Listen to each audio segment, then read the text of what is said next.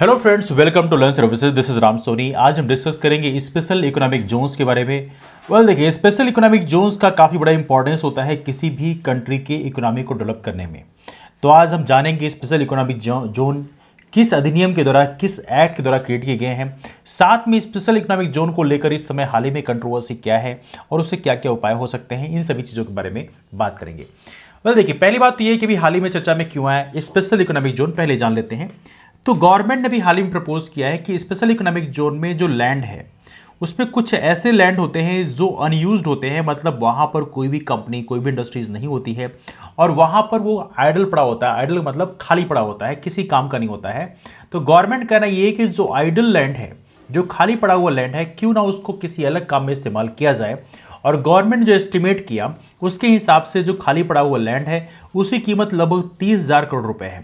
यदि इस लैंड को किसी और काम में लाया जाए तो डेफिनेटली इससे बेनिफिट मिलेगा कि किसी और काम में उसका इस्तेमाल हो पाएगा।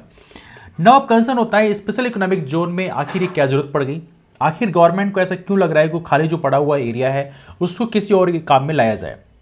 देखिए, यदि हम बात करें स्पेशल इकोनॉमिक जोन की हमारे देश में, तो एज ऑफ नाउ हमारे देश में जो भारत का एक्सपोर्ट है, देखिए स्पेशल इकोनॉमिक जोन क्रिएट करने का जो हमारा मुख्य उद्देश्य था, सबसे महत्वपूर्ण गोल था उसका ये था कि इसको क्रिएट करके हम भारत का जो एक्सपोर्ट है, निर्यात है, उसको बढ़ा पाएं, काफी तेजी से उसको द्रुत गति दे पाएं और इसके चलते काफी बेनिफिट भी मिला। भारत का एज ऑफ नाउ लगभग 30% जो एक्सपोर्ट होता है वो स्पेशल इकोनॉमिक जोन के माध्यम से होता है। तो डेफिनेटली यहां पे हमें काफी बेनिफिट मिला। लेकिन यहां पे एज ऑफ नाउ हमारे देश में लगभग 250 स्पेशल इकोनॉमिक जोन बनाए गए हैं। उन 250 स्पेशल इकोनॉमिक जोन में लगभग as of now 10 crore square feet का जो स्पेस है वो खाली पड़ा हुआ है। अब यहां पे सरकार का कहना यह है कि मान लीजिए 1 स्क्वायर फीट की कीमत 3,000 रुपए है, तो यहां पे 10,000 करोड़ स्क्वायर फीट की कीमत कितनी होगी, लगभग 30,000 करोड़ स्क्वायर फीट। मतलब इतने रुपए का जो लैंड है वो ऑलमोस्ट खाली है इस समय। तो गवर्नमेंट कहना यह है कि इसको किसी और काम में अब इस्तेमाल किया जाए, मतलब उसको हम एक प्रकार से बाईपास कर देंगे स्पेशल इकोनॉमिक जोन से किसी और काम में।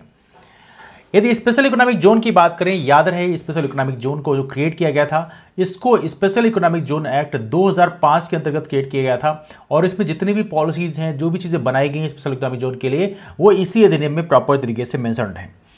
नाउ एक पॉइंट होता है कि स्पेशल इकोनॉमिक जोन आखिर क्या जरूरत पड़ गई हमारे देश को कि एक स्पेशल इकोनॉमिक जोन बनाने की जरूरत पड़ गई।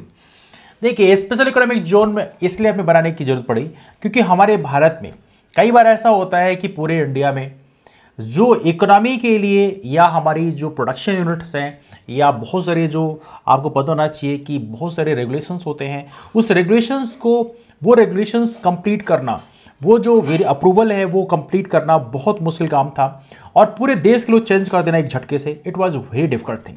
तो हमने क्या बनाया, हमने ये बनाया कि स्पेशल इकोनॉमिक जोन के लिए हमने कुछ एरिया बना दी। वहां के लिए हमने बोल दिया कि ये ज्योग्राफिकल एरिया हैं, इनके लिए एक अलग से रूल चलेंगे, उनके लिए अलग से ही रूल बनाए गए और यहां पे ऐसे जोन बनाकर हमने स्पेशल इकोनॉमिक जोन बना दिया। और स्पेशल इकोनॉमिक जोन में जो कंपनीज लगाई जाती हैं, कंपनीज आती हैं, उनको कुछ स्पेशल हम प्रिविलेज देते हैं। प्रिविलेज क्या देते हैं इसके बारे में हम चर्चा करेंगे, लेकिन सबसे इंपॉर्टेंट है किसी एक पर्टिकुलर एरिया को कुछ प्रिविलेज देना आसान है, लेकिन पूरी कंट्री को सारे रूल्स एंड रेगुलेशंस को सिंप्लीफाई कर लेना, it was quite difficult task. तो यहां पे हमने क्या किया, स्पेशल इकोनॉमिक जोन में इसको हमने तैयार करने के लिए, देखिए पूरे देश को एक इंडस्ट्रियल हब बनाना बहुत मुश्किल काम है, लेकिन किसी एक पर्टिकुलर एरिया को पिक करके बहुत ही कम टाइम में उसको डेवलप करके वहां पर एक एफिशिएंट एन्क्लेव तैयार करना, it was quite simple task और इसके चलते हमने स्पेशल इकोनॉमिक जोन क्रिएट किए।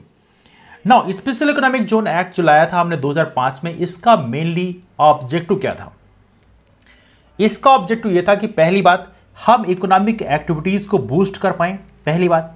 दूसरी बात, जो एक्सपोर्ट है, सबसे महत्वपूर्ण गोल स्पेशल इकोनॉमिक जोन का था कि हम अपने एक्सपोर्ट को, मतलब निर्यात को बूस्ट कर पाए। और तीसरा महत्वपूर्ण है एम्प्लॉयमेंट। देखिए, जब कहीं भी कोई कंपनी एस्टेब्लिश होती है तो डेफिनेटली वहां पर रोजगार के साधन तैयार होते हैं, तो डेफिनेटली इससे एम्प्लॉयमेंट भी क्रिएट होगा। और अगला पॉइंट है डोमेस्टिक और फॉरेन इन्वेस्टमेंट। देखिए, जब स्पेशल इकोनॉमिक जोन वहां पे क्रिएट होते हैं तो एक प्रकार से कह सकते हैं वो जो पर्टिकुलर एरिया होती है वहां पे बहुत सारी जो कंपनीज होती हैं, चाहे वो डोमेस्टिक कंपनीज हो, मतलब देश की कंपनीज हो, चाहे फॉरेन कंपनीज हो, उनको स्पेस दिया जाता है तो वहां पर आकर प्रॉपर तरीके से वो इन्वेस्टमेंट करते हैं, अपनी कंपनी को सेटअप करते हैं, तो डेफिनेटली वहां पर भारी मात्रा में इन्वेस्टमेंट किया जाता है। और सबसे महत्वपूर्ण यह है, स्पेशल इकोनॉमिक जोन यदि क्रिएट किया जाता है तो वहां पर हम प्रॉपर इंफ्रास्ट्रक्चर बना के देते हैं। एज ऑफ नाउ यदि हम पूरे देश की यदि हम बात करें, एंटायर वर्ल्ड की बात करें, तो यहां पर पूरे देश में इंफ्रास्ट्रक्चर को बेहतर बना पाना एक मुश्किल टास्क है।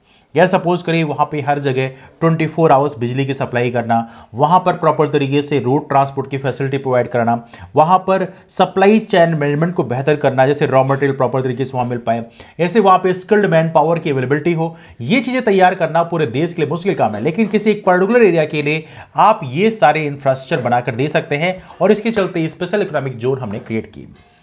नाउ बनता है कि फैसिलिटीज क्या है, आखिर स्पेशल इकोनॉमिक जोन में कौन कौन सी फैसिलिटीज और इंसेंटिव हमारी गवर्नमेंट देती है। तो पहला तो फैसिलिटी यही है कि यदि स्पेशल इकोनॉमिक जोन्स के रीजन में आप अपनी कंपनी लगाते हैं तो आपको ड्यूटी फ्री इंपोर्ट, मतलब आपको इंपोर्ट करने के लिए जो प्रोडक्ट आप खरीदते हैं तो वहां पर आपको टैक्स नहीं पे करना पड़ता। साथ में जो डोमेस्टिक प्रोक्योरमेंट होता है वहां भी आपको ड्यूटी फ्री होता है, मतलब टैक्स फ्री होता है। पहली बात तो यह है। दूसरा, यदि आप प्रोडक्शन करते हैं और वहां पे उस प्रोडक्शन को एक्सपोर्ट करते हैं, मतलब अपने प्रोडक्ट को एक्सपोर्ट करते हैं, निर्यात करते हैं, तो वहां पर भी आपको इनकम टैक्स में एग्जेम्पशंस मिलते हैं कुछ इनिशियल ईयर में। जैसे मान लीजिए आपको स्टार्टिंग में बोल दिया गया 5 साल में जब आपने कंपनी स्टेब्लिश किया और अगले 5 साल तक आपको एग्जेम्पशन मिल जाएगा, तो वहां पर इनकम टैक्स एग्जेम्पशन भी अच्छे खासे मिलते हैं। अगला पॉइंट यहां पर होता है जो कि काफी इंपॉर्टेंट है यहां पे आपके लिए, and that is basically exemption from minimum alternate tax. Minimum alternate tax से भी आपको एग्जेम्पशन दे दिया जाता है। और सबसे बड़ा पॉइंट यह है कि जो सिंगल विंडो क्लियरेंस है, जैसे कई बार आपको पता होना चाहिए स्टेट और सेंट्रल जो कई सारे रूल्स एंड रेगुलेशंस होते हैं उसका आपको अप्रूवल लेना होता है, तो यहां पे हमने एक सिस्टम बना दिया होता है सिंगल विंडो क्लियरेंस, मतलब एक ही बार में आपको सारा का सारा अप्रूवल मिल जाएगा। तो कहीं ना कहीं स्पेशल इकोनॉमिक जोन को हमने काफी सारी फैसिलिटीज प्रोवाइड की है। Now right now special economic zone में बहुत सारे कंसर्न्स हैं। कंसर्न क्या है, क्या क्या इश्यूज हैं, उनके बारे में चर्चा करते हैं। पहली बात, हमारे देश में स्पेशल इकोनॉमिक जोन की जो शुरुआत की गई थी वो बहुत सारी कंट्रीज से हमने वहां के सक्सेसफुल मॉडल को कॉपी करने के लिए बनाया था। जैसे चाइना की बात करें, वहां पे स्पेशल इकोनॉमिक जोन काफी एडवांस्ड है, कोरिया है, मलेशिया है, सिंगापुर है, यहां पे रीजन जो है, इन रीजन्स में स्पेशल इकोनॉमिक जोन जो है काफी सक्सेसफुल तरीके से काम कर रहे हैं। लेकिन कमाल की बात यह है कि हमारे देश में स्पेशल इकोनॉमिक जोन जो है उतना फ्रूटफुल रिजल्ट नहीं ला पाए हैं। तो पहला कंसर्न ये है। दूसरा कंसर्न ये है कि स्पेशल इकोनॉमिक जोन में हम ये उम्मीद करते हैं कि यहां पर जो कंपनीज बनाएंगी वो एक्सपोर्ट को बेहतर करने में एक बड़ा रोल प्ले करेंगी। लेकिन कई बार कुछ कंपनीज ऐसी होती हैं जो डोमेस्टिक कंपनीज होती हैं, उनका पर्पज एक्सपोर्ट से होता ही नहीं है, बल्कि उनका मतलब होता है कि स्पेशल इकोनॉमिक जोन में उन्हें प्लॉट मिल जाता है, वहां पे लोकेशन में वो अपनी कंपनी बनाते हैं, तो उन्हें बेसिकली इनकम टैक्स एग्जेम्पशन मिलते हैं, मतलब टैक्सेस के कुछ बेनिफिट मिल जाते हैं, और इसके चलते उनका एक्सपोर्ट से कोई लेना देना नहीं होता, लेकिन वो सिर्फ टैक्स अवॉइड करने के लिए उस स्पेशल इकोनॉमिक जोन में के रीजन में चले आते हैं और वहां पर अपनी कंपनी स्टेब्लिश कर लेते हैं। और इसके चलते बेसिकली देखा है तो कहीं ना कहीं देश को इससे नुकसान होता है, लेकिन कई सारी कंपनी ऐसा करती हैं और इसके चलते ना तो हमारा एक्सपोर्ट बढ़ता है और कहीं ना कहीं वो जो कंपनीज हैं वो जो लूप होल्स होते हैं लॉज में उसका बेनिफिट ले लेते हैं। तीसरा महत्वपूर्ण पॉइंट है, बहुत सारे मैन्युफैक्चरिंग स्पेशल इकोनॉमिक जोन में यदि हम देखें तो उनका लिंकेज बहुत अच्छा नहीं होता, पुअर लिंकेज आप कह सकते हैं, इनके बीच में पुअर लिंकेज होता है।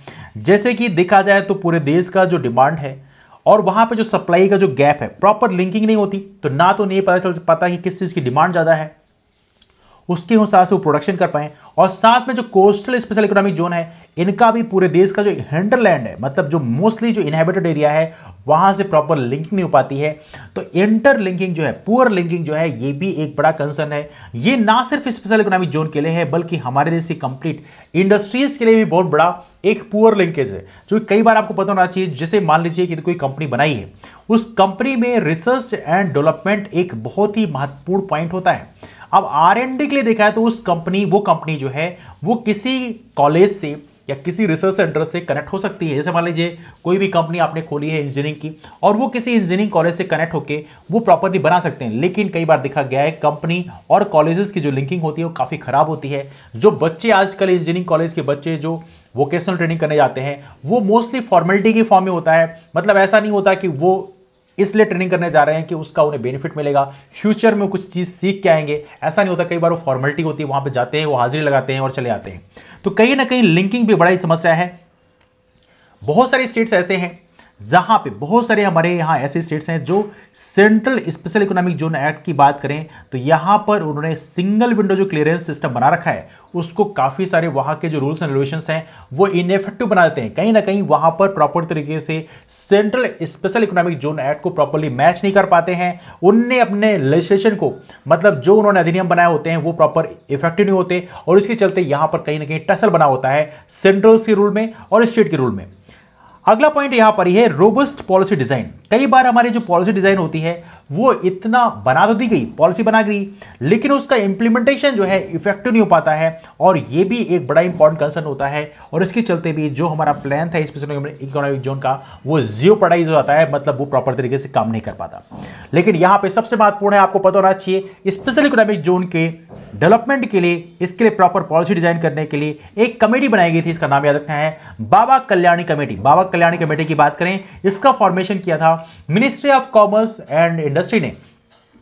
इसका उद्देश्य क्या था? इसका उद्देश्य यह था कि ये सजेस्ट करें कि स्पेशल इकोनॉमिक जोन की पॉलिसीज में क्या क्या मॉडिफिकेशन हो सकते हैं। तो ये रहा स्पेशल इकोनॉमिक जोन के बारे में।